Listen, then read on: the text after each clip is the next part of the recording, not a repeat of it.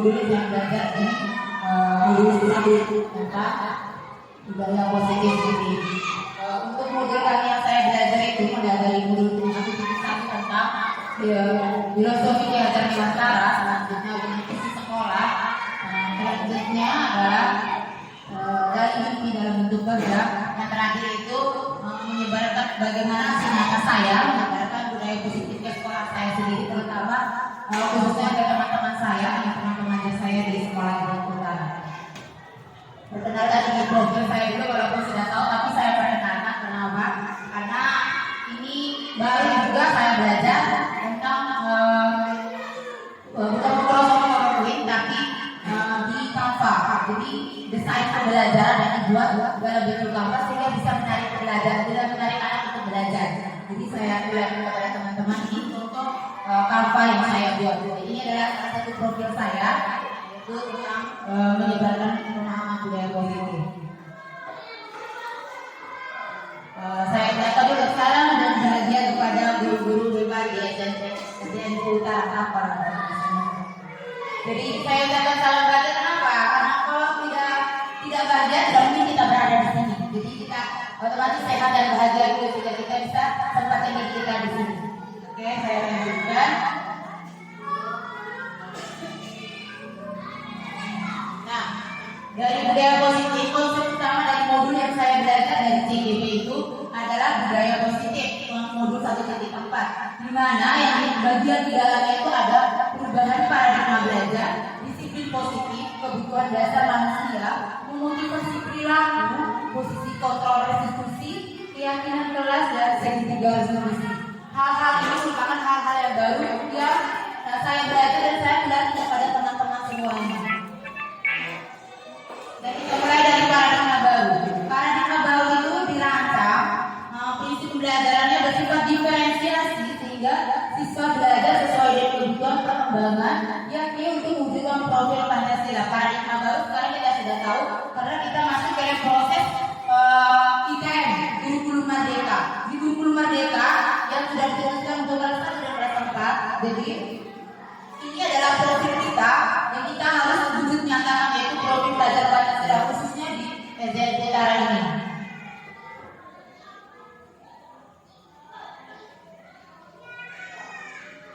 Nah, disiplin positif.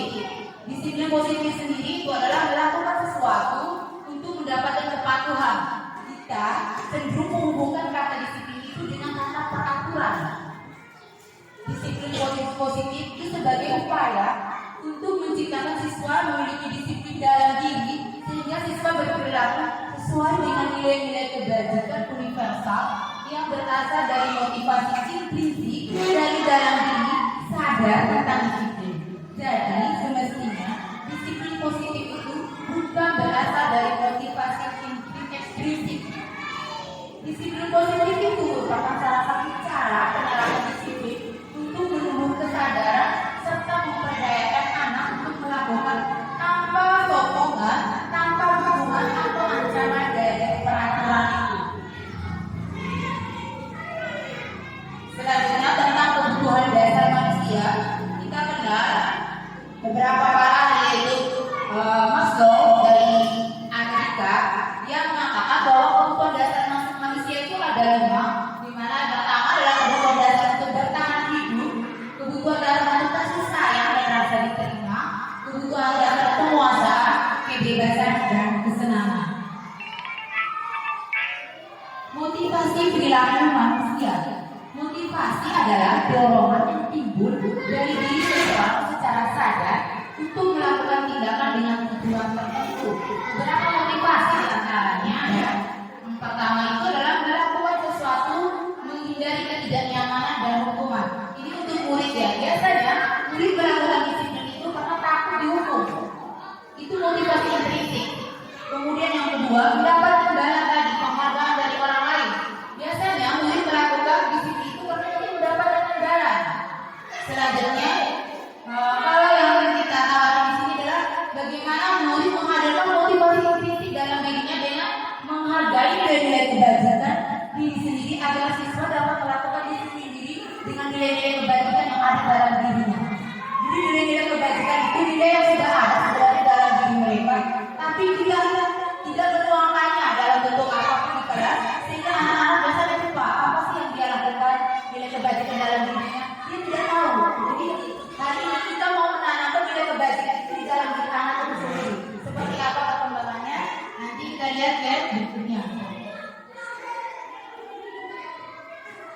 Nah, konsep disiplin dengan identitas gagal. Nah, ini menyangkut menarik ya kita bertanya kepada semuanya. Kalau kita tentang hukuman dan pengadat, identitas yang timbul dalam diri anak itu pasti identitas gagal. Kita tidak sadar kita lakukan selama kita melakukan suatu kesalahan, tapi tidak berarti kita kesalahan itu kita mengulangi lagi, tapi kita berusaha memperbaiki supaya ada yang lebih baik. Ini kompleks identitas gagal yang pernah kita rasakan sama bukan cuma teman-teman. Saya juga pernah melakukan hal seperti itu, dan sekarang kita lihat hukuman yang kita berikan kepada anak, mereka itu merasa sebenarnya tidak nyaman, hanya takut, memaksa, menyembunyikan kesalahan dan merasa rendah diri dari diri mereka sebenarnya. Terus yang kedua, penghargaan. Kalau kita kasih penghargaan kepada anak, apabila dia disiplin eksplisit tadi yang dari luar berdasarkan peraturan, biasanya anak itu tidak efektif, kemudian merusak hubungan antara mereka sendiri, kemudian mematikan kreativitasnya, menghukum dengan sistem ranking, merampas harga diri sendiri. Kita lihat di profil seperti rapor-rapor kita kemarin di K13, masih ada ranking atau tidak? Tidak ada lagi. Nah, itu akan dihilangkan karena tadi kita fisik dari awal saya sudah bilang kita belajar menentukan profil belajar Pancasila.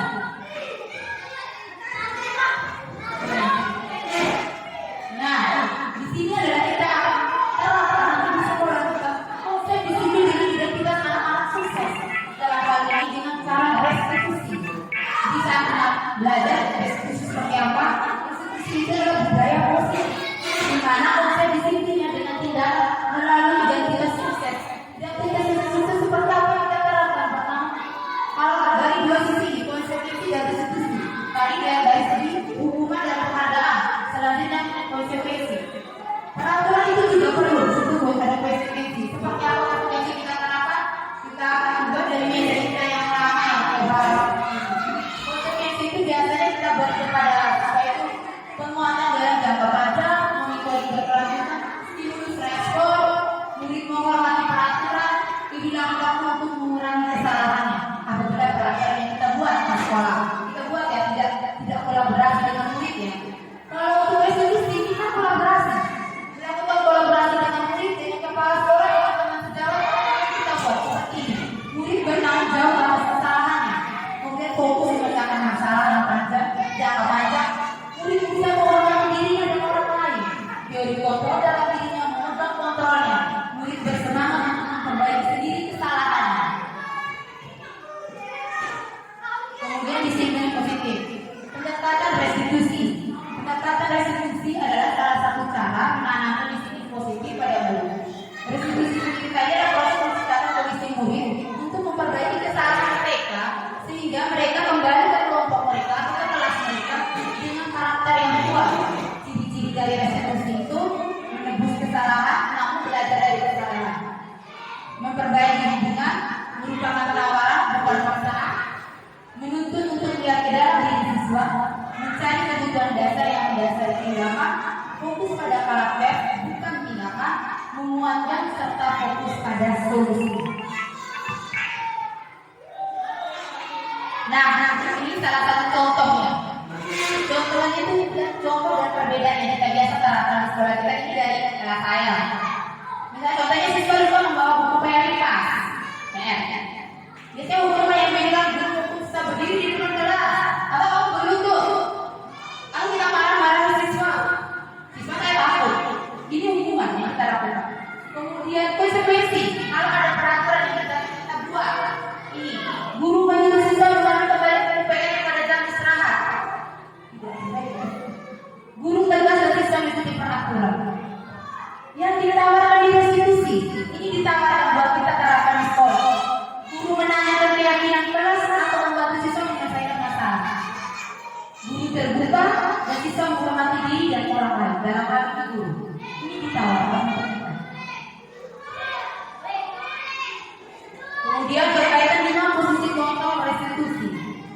Di sini posisi kontrol kita sebagai guru ya. Yang pertama itu menghukum. Harusnya kita seperti ini. Pembuat rasa bersalah masih kaitan dengan hukum di atas. Kemudian sebagai teman, sebagai pemantau, Anda sebagai posisi manajer.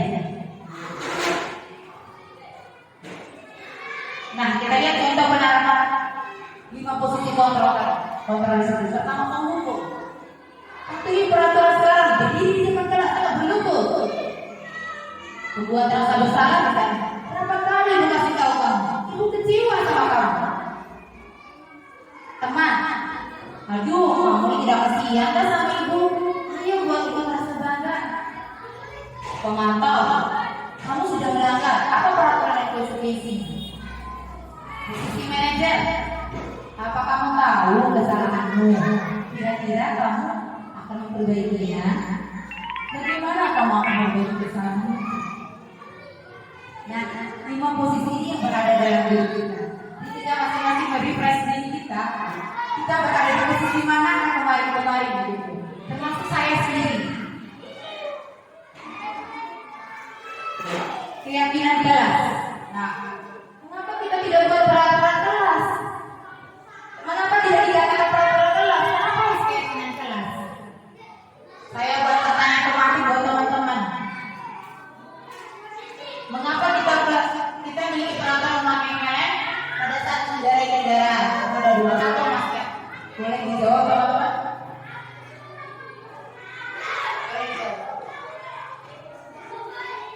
Kenapa kita boleh memakai helm atau memakai masker pada saat berkendara?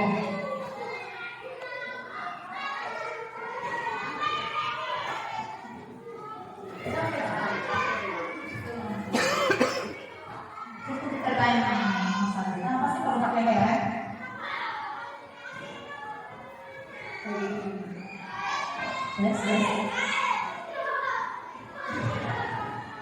Pertanyaan pertama, mengapa kita memiliki peraturan memakai helm pada saat mengendarai ya? Saya ingin menjawab ya. Karena dalam kendaraan roda 2, helm itu sebagai pelindung saat mengendarai kendaraan. Jadi aturan itu ditegaskan dalam hal ini pengendara harus patuh terhadap aturan yang dibuat untuk keselamatan pengendara tersebut. Oke, terima kasih. Berarti kita butuh. Mengapa kita perlu memakai helm? Karena kita untuk menjaga keselamatan kan? Pasti jadi kita harus menjaga keselamatan. Itu tidak ada masker, pasti sama. Nah, seperti itu. Nah, apakah kita ini kan motivasi yang prinsip yang ada dalam diri seorang guru ini? Bagaimana kita mendapat anak kita? Dia hadir sendiri. Kita hanya buat pertanyaan pemantik. Dia munculkan sendiri. Keyakinan kelas dalam dirinya. Saya harus buat apa? Nah, seperti dibilang tadi, kita mengambil pertanyaan pemantik. Mereka tinggal sendiri. Apa yang saya lakukan di kelas saya? Seperti itu kita harus. Ini hanya apa ya? Pemantik dan buat guru. Kalau buat siswa bisa bikin sendiri. Bagaimana kalau kita nyaman dengan keyakinan kelas mereka? Kita buat dari dalam diri mereka sendiri. Tidak dari kita yang bikin.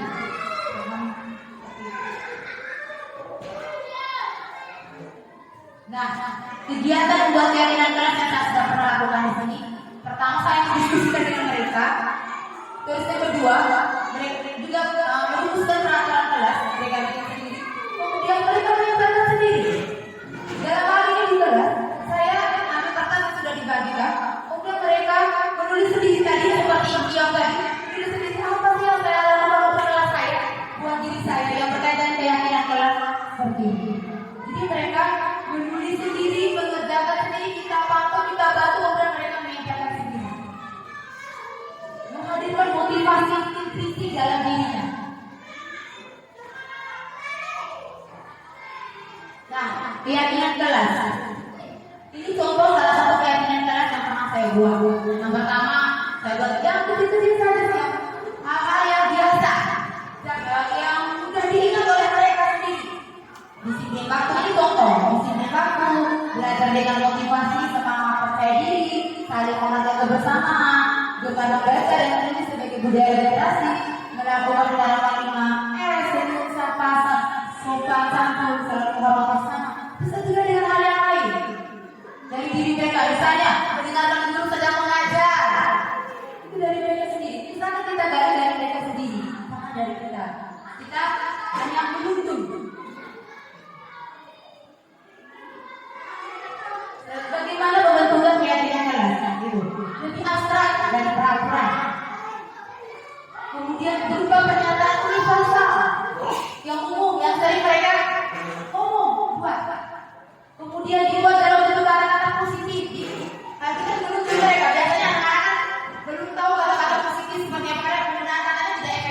padaku. Kemudian sedikit saja agar mudah diingat. Sesuai dengan kondisi kelas dan sekolah akan mudah diterapkan. Melibatkan semua warga sekolah dalam membuat keyakinan kelas. Untuk slide yang sebelah bawah kita belum lakukan karena ini masih dalam implementasi. Nah, sini kita masuk ke segitiga restitusi. Segitiga restitusi ini yang tadi dan ditawarkan dalam posisi manajer sebagai guru seperti ini. Yang pertama, bila anak melakukan satu kesalahan, tidak membawa pakaian ataupun yang lainnya, tidak memakai seragam ataupun tidak memakai baju pada saat hari Senin. Jadi segitiga restitusinya, pertama itu kita panggil anak, kita menstabilkan identitasnya dulu, stabilkan dirinya. Apabila dia melakukan kesalahan, tidak membuat dia rasa takut, tidak buat rasa minder. Kemudian kita semua sudah melakukan hal yang terbaik yang bisa kita lakukan. Kemudian validasi tindakan yang salah. Validasi itu kita memberikan mereka. Kemudian memberikan mereka dalam hal seperti ini. Karena tanya mereka, kamu sudah melakukan, kamu tahu apa yang kamu lakukan? Kira-kira kamu sudah buat keyakinan kelas? Kira-kira dari kelas mana yang kamu lakukan? Kita hanya keyakinan. Jadi mungkin ya selama ini juga saya sudah pernah melakukan hal seperti yang dari posisi menghukum atau memantau, mengontrol. Jadi kita sama-sama menginfeksi dari kita. Misalnya kita tidak semudah membalikan telapak tangan memang iya, tapi kita berusaha dalam diri kita sebagai pengajar kita beralih ke posisi manajer. Karena lebih apa ya, lebih membantu anak bertanggung jawab atas kesalahannya, lebih membantu anak memperbaiki sendiri kesalahannya lewat keyakinan kelas yang sudah dibuat oleh dirinya sendiri kan. Kemudian ini salah satu contoh keyakinan kelas yang sudah saya buat.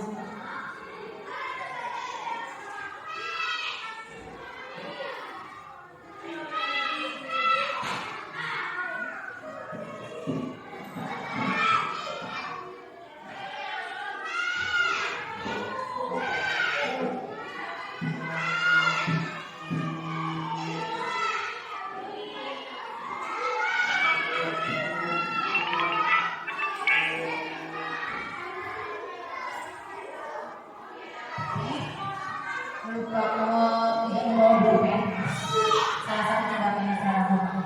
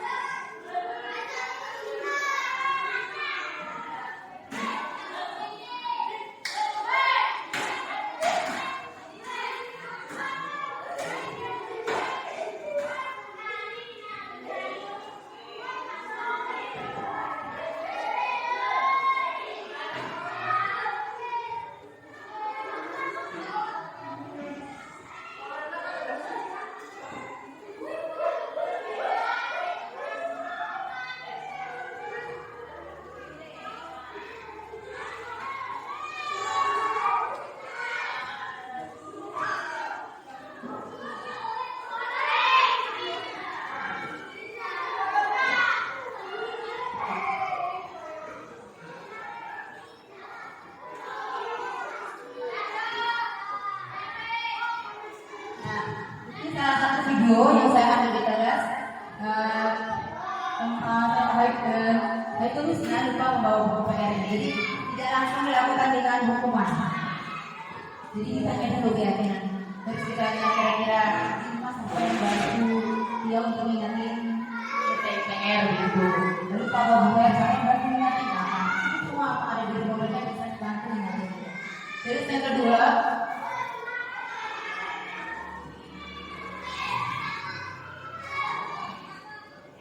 ini sama ya, tidak memakai pakaian olahraga pada saat sekarang.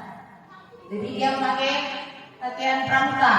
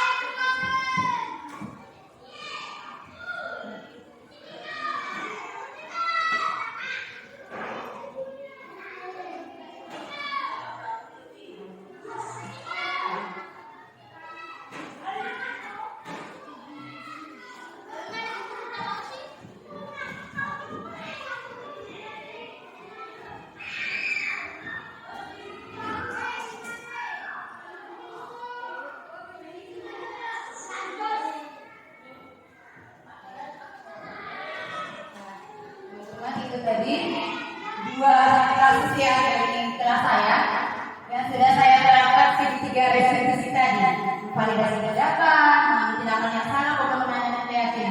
Kebetulan keyakinan kelas saya sudah buat dengan teman-teman dengan anak-anak saya. Jadi mereka tahu apa yang mereka lakukan dan bagaimana mereka memperbaikinya. Jadi itu restitusi tadi itu kita bilang hanya sebuah tawaran, tidak paksaan. Karena ini kan sifatnya pribadi manusia antara kita. Manakah posisi yang pantas kita lakukan untuk anak kita sehingga membuat anak kita sadar tanggung jawab, mandiri, mengakui kesalahan dan berusaha untuk tidak memperbaiki kesalahan yang sama. Berusaha memperbaiki hal yang baru dan tidak hal sebenarnya kita sebenarnya sudah melakukannya. Hanya kita tidak melakukan yaitu membuat keyakinan kelas. Setiap hari kita sudah pernah melakukan hal yang sama kan? Tanya kalau ada yang misalnya tidak memakai topi, kenapa kamu tidak memakai topi? Harus ada di sini dijawab oleh anak-anak. Hanya sampai pada posisi pemantau, tidak berada pada posisi manajer. Jadi anak terus akan mengulangi hal yang sama. Karena setelah ditanya ya sudah, besok kalau nanti ulangi lagi, itu ditanya habis.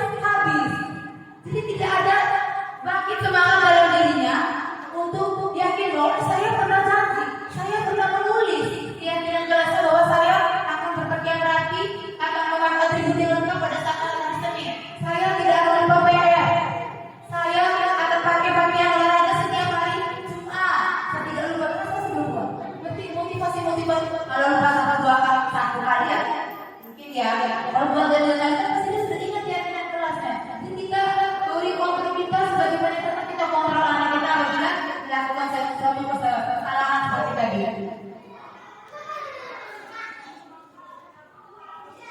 Nah, dalam penerapan segitiga restitusi dengan disiplin positif ini, hendaknya guru memiliki standar kepribadian, profesionalisme dan sosial yang baik, di mana guru mampu berinteraksi pada posisi kontrolnya saat ini. Bagaimana perjalanan dirinya sebagai seorang guru? Kita kawasi saya, teman-teman saya tahu dari sini. Posisi mana jalan yang akan murid-murid menjadi pribadi berdikari dan bertanggung jawab. Sekian kegiatan bawaan ini kesempatan untuk masukan dan saran saya berikan.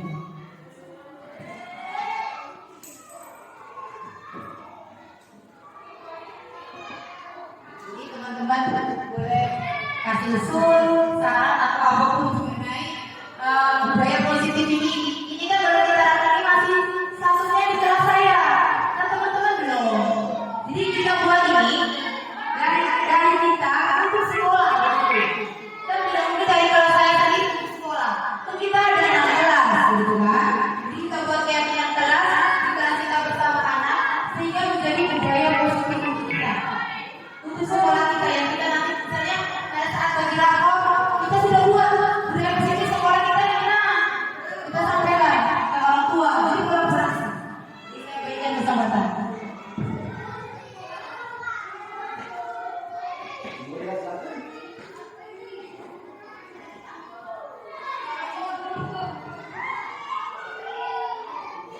Terima kasih atas kesempatan yang diberikan.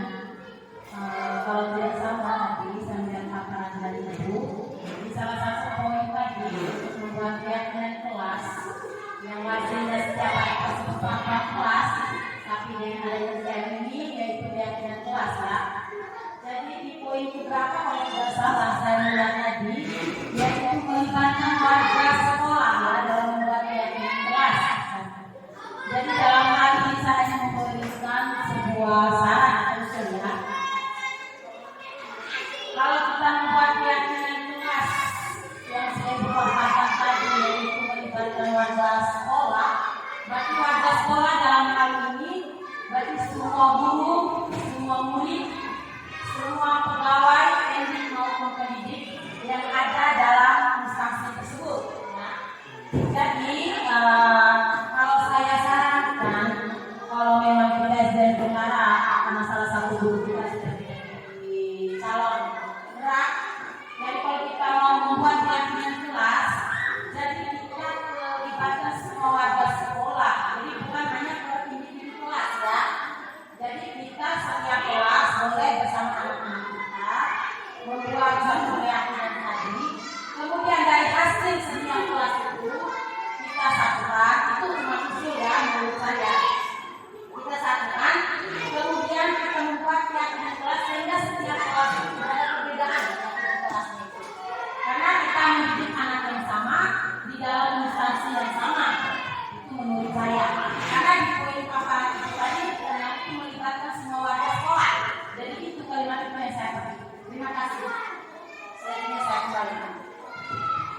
Baik, terima kasih masukannya bagus.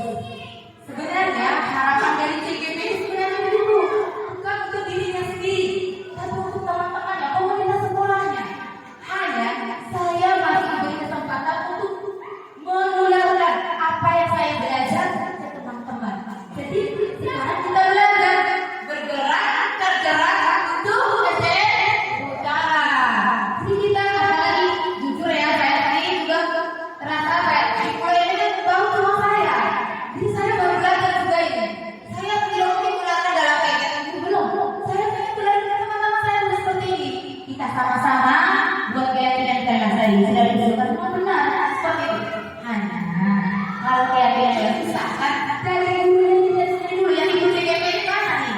Budaya apa saja yang dia sudah belajar? Yang saya sudah belajar, saya memang seperti itu. Tinggal teman-teman tergerak, bergerak dan menggerakkan. Mari kita bergerak untuk buat keyakinan kelas kita, kemudian jadikan budaya positif untuk sekolah kita. Jadi setelah itu, setelah kita kolaborasi dengan kepala sekolah, semua keyakinan kelas yang kita bawa pada saat rapat atau mau belajar rapor, nah di situ kita tentukan keyakinan kelas mana yang pantas jadi budaya sekolah, sehingga kita bisa melarang ini semua warga sekolah, dalam hal ini orang tua yang sudah ada di situ, bisa juga kepala desa dan perangkat yang lain yang ada di desa yang hadir pada saat pembagian rapor. Jadi mereka tahu bahwa oh itu aturan sekolah. Contoh kecil saja ya, dalam hal kita baju olahraga ini, yang paling kecil ya baju olahraga. Kadang-kadang ada yang sempat pernah bilang sempat dengan saya, baju olahraga masih baru, kenapa harus diganti? Itu kan mereka tidak tahu budaya kita seperti apa. Coba kita paparkan. Seperti apa yang kita akan buat ke depan, dengan membuat jadi ganti itu kenapa? Jadi kita ganti. Seperti itu. Mungkin ada lagi masukan yang lain dari teman-teman. Ini berhubungan dengan keyakinan kelas kita. Ini kita buat saya dan semua bisa berharap ya. Harapan saya dari posisi kontrol yang saya tawarkan ini, yang saya belajar ini, kita berani ya. Harus kita posisi hukum. Jangan kita pindah ya ke manajer. Lompat ke manajer bisa, atau lompat ke teman dulu. Dari teman dulu kita. Posisi kita sudah pernah jadi teman. Sudah pernah tidak jadi teman? Sudah. Mungkin penghukum, pengontrol, teman, pemantau, mungkin sudah pernah kita lakukan semuanya. Itu masih efektif. Apa tidak rasa di kembali kita capek sendiri? Saya juga rasa sendiri. Tidak ada perubahan kan? Seperti kita ditawarkan oleh mereka yang diskusi. Validasi tindakan, ajak mereka buat sendiri. Berpihak kepada gue seperti ajaran di Hajar Nusantara. Kita refresh diri kita. Kembali ke mereka. Apa yang mereka butuhkan? Seperti 5 kebutuhan tadi. Apa yang kamu butuhkan? Senang, bertahan hidup. Saya rasa bertahan hidup sudah kembali ke kita ya kalau bertahan hidup.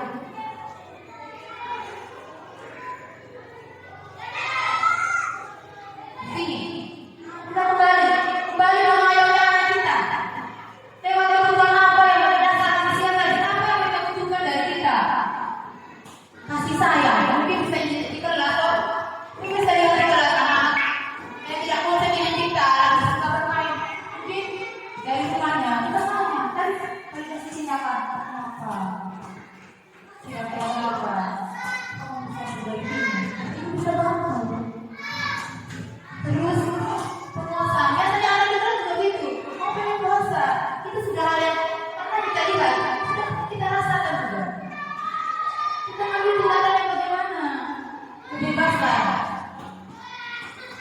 Bukan sore-sore, kita ngajar tidak tulis. Kita asli ngomong, apa kamu? Kita kembali ke tadi, manajer saja. Lebih mengenal anak, lebih berpihak kepada anak, lebih tadi melatih mereka bertanggung jawab sendiri. Oh itu tidak tindakan yang baik, saya tidak pernah buat. Kemudian kesenangan, lebih hemat dengan mereka. Kegiatan belajar kita lebih hemat. Kita tambah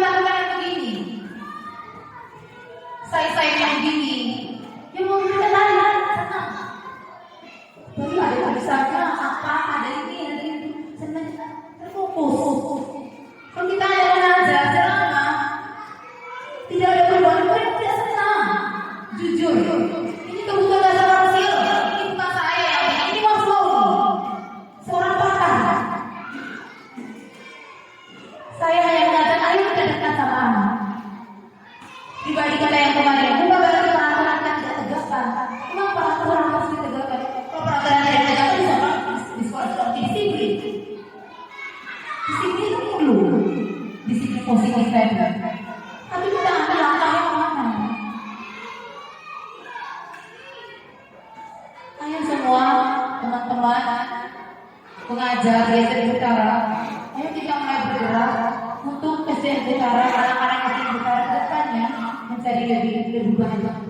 Terima kasih atas kesempatan dan waktu yang telah diberikan kepada saya untuk memaparkan budaya positif sekolah.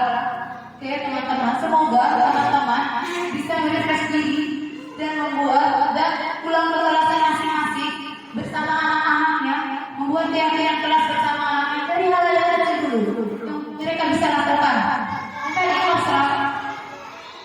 saya datang kalau saya mau disapu, beritahu ngomong sendiri. Jadi kita bentuk kayak bahasa-bahasa yang baik ya, bahasa yang positif. Saya tidak tahu bahasa mereka yang bawa di rumah. Bahasanya biasanya bahasa baru. Terus kita bentuk mereka. Oke teman-teman, bergerak. Ayo ada jalan jempol. Ayo kemana bergerak? Mau bergerak? Mau. Bergerak ke tidak bergerak? Insya Allah kedepannya lebih baik ya. Semoga kita dan semester ini aksi nyata kita, aksi nyata dari teman-teman. Ini kan aksi nyata saya, aksi nyata dari teman-teman. Kita sudah bisa budaya positif pada saat sosialisasi pada saat bagian rapor kita bisa sensasi bahwa budaya positif sekolah dan kita seperti ini. Bisa bergerak. Amin. Insya Allah. Terima kasih. Assalamualaikum warahmatullahi wabarakatuh. Kepada Bapak Muhammad.